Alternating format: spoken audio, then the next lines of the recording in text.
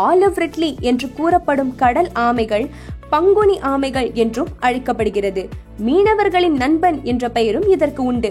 சுமார் 20 முதல் 80 ஆண்டுகள் வரை உயிர் வாழக்கூடிய இவ்வகை ஆமைகள் வங்கக்கடல் பகுதிகளில் அதிகமாக காணப்படுவதாக கூறப்படுகிறது.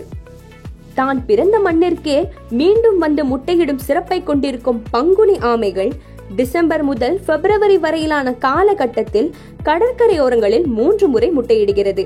அவ்வாறு முட்டையிட்டு பொறிக்கும் ஆமை குஞ்சுகளில் 1000ல் 1 ஆமை வளர்ந்து 12 முதல் 15 ஆண்டுகளுக்கு பிறகு மீண்டும் அதே இடத்திற்கு வந்து முட்டையிடுவது எவ்வளவு பெரிய அதிசயம்!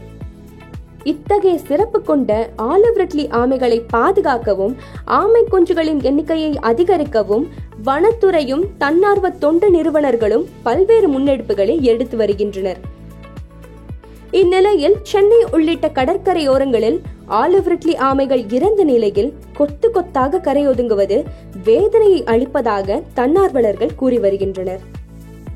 கடல் ஆமைகள் இறந்து கரையொதுங்குவது இயல்பான ஒன்று என்றாலும் தற்போது சீசன் தொடங்குவதற்கு முன்பாகவே அதன் எண்ணிக்கை அதிகமாக இருப்பதாக சொல்லப்படுகிறது.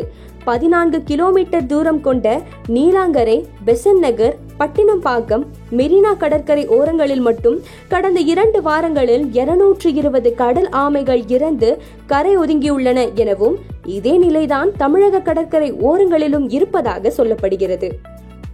கடலோரங்களில் விதிகளை மீறி மீன்பிடி வலைகளை வீசப்படுவதே இதற்கு முக்கியமான காரணமாக கூறப்படுகிறது.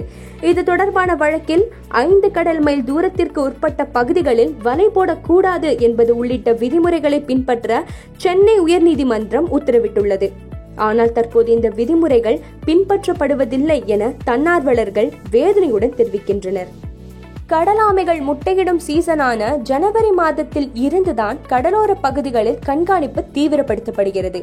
ஆனால் செப்டம்பர் மாதத்திலேயே ஆலிவ் ரிட்லி ஆமைகள் இனப்பெருக்கத்திற்காக கடலோர பகுதிகளை வந்தடைகின்றன.